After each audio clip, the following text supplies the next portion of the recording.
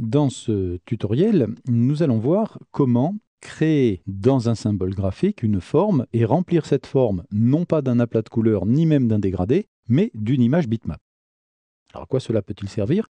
Cela peut servir par exemple à isoler dans une image une partie de cette image. Je dessine une forme ronde, dedans je mets une image qui par définition est rectangulaire ou carrée, et je vais donc pouvoir positionner à l'intérieur de ce rond la partie de l'image que je souhaite voir. Cela peut servir aussi à adapter en taille une image ou à reproduire le contenu d'une image plusieurs fois. Vous allez découvrir tout ça en regardant ce tutoriel. Alors, on va commencer par créer une nouvelle scène, bien évidemment. Donc, on va faire Fichier, Nouveau, et dans Fichier Nouveau, on choisit ActionScript 3. On va dimensionner notre scène à 800 pixels de large sur une hauteur de 250 pixels. Je mets 25 images par seconde, puis je clique sur OK. Ma scène fait donc son apparition. La voilà. Maintenant, je vais créer un symbole de type graphique. Pour ce faire, plusieurs solutions, nous l'avons déjà vu. Je vais faire, moi, ma petite habitude, CTRL, maintenu enfoncé, et la touche de fonction F8. La boîte de dialogue permettant de créer un symbole fait son apparition. Je vais appeler ma forme ville, puisqu'il s'agit d'une image d'une ville. Donc je l'appelle ville, mais je peux donner le nom que je souhaite. Je vais maintenant indiquer qu'il s'agit d'un symbole de type graphique et je fais OK. Alors là, qu'est-ce qui se passe? Comme nous l'avons déjà vu, je me retrouve face à un symbole graphique vide. La petite poignée m'indique que je suis dans le symbole ville et que celui-ci est vide. Nous allons maintenant dessiner une forme. Pour ce faire, je prends l'outil rectangle. Je vais dans les propriétés. Dans les propriétés, je choisis une couleur, peu importe la couleur, du rouge, du noir, du vert, du bleu, peu importe. Là, je vais prendre du noir. Je ne souhaite pas avoir les angles arrondis, donc là, je suis bien à 0, tout va bien. Et je dessine un rectangle, peu importe, comme ça, au feeling. Bien, maintenant que mon rectangle est dessiné, je prends l'outil de sélection.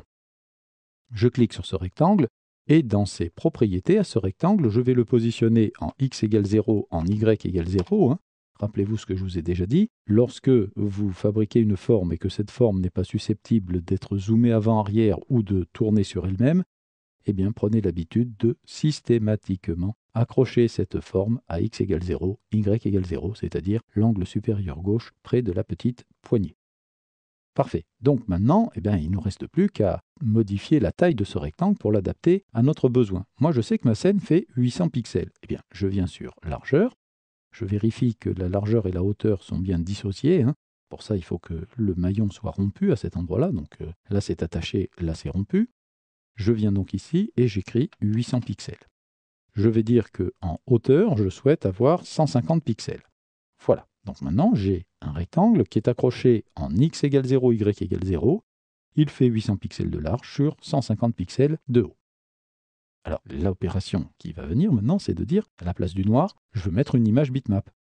Pour ce faire, je sélectionne l'élément sur lequel je veux travailler, je viens dans ma palette, j'ouvre cette petite boîte et je dis que je veux un remplissage de type bitmap. Je clique dessus. Ce dialogue fait son apparition et dans ce dialogue, je cherche l'image que je veux utiliser. Moi, c'est la rue profil.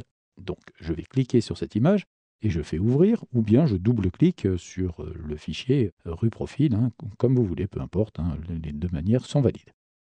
Donc je double-clique, l'image fait son apparition, et la catastrophe, je ne vois qu'un petit bout de mon image. Regardez, je viens dans la bibliothèque. Et si je me positionne sur l'image rue profil.png, je vois l'ensemble de mon image ici. Ça ne ressemble pas du tout à ce que j'ai dans ma forme. Pourquoi? Parce que rue profil, si je double-clique dessus, fait une taille de 850 pixels de large sur 284 pixels de haut. Donc ça veut dire quoi? Ça veut dire que l'image est beaucoup plus grande que ma forme. Maintenant, je vais donc être obligé d'adapter la taille de mon image à la taille de ma forme. Pour ce faire, je viens dans la palette d'outils et je sélectionne l'outil de transformation de dégradé que nous avons déjà vu pour régler un dégradé de couleur. Cet outil a une double fonction. Il sert pour régler un dégradé de couleur, mais il sert aussi pour mettre à l'échelle une image à l'intérieur d'une forme. Je clique donc sur cet outil, je vais faire un petit zoom en arrière pour me faciliter l'existence. Et là, je repère cette poignée en bas à gauche, cette petite poignée ronde. Je maintiens la touche Shift enfoncée pour garder l'homothétie, pour ne pas déformer mon image. Et je vais glisser progressivement pour réduire mon image. Alors là, j'ai peut-être eu la main un peu lourde, Donc mon image étant tellement petite que l'ordinateur, qu'est-ce qu'il fait? Il complète. Il complète de telle sorte que la forme soit complètement remplie avec l'image.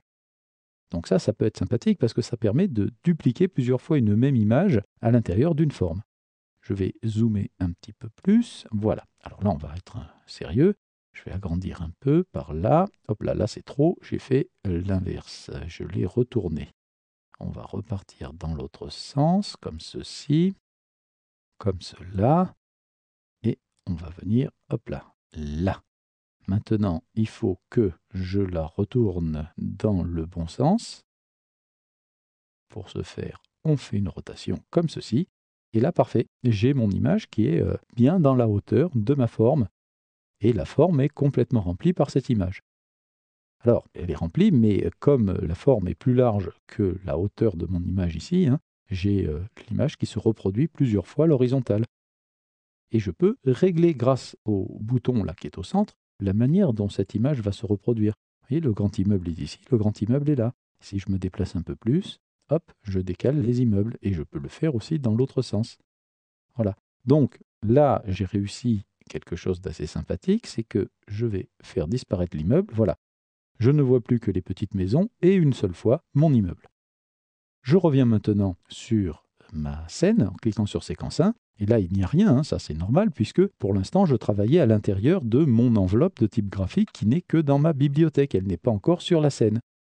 Je vais prendre l'outil de sélection, je prends bien le symbole graphique et j'en fais une occurrence, une copie sur ma scène que je positionne. Voilà, comme ceci. Puis après, à l'aide des flèches de direction, je peux mettre ça absolument où je veux. Une fois que ce symbole de type graphique est positionné, je peux commencer à jouer et à bâtir un véritable décor.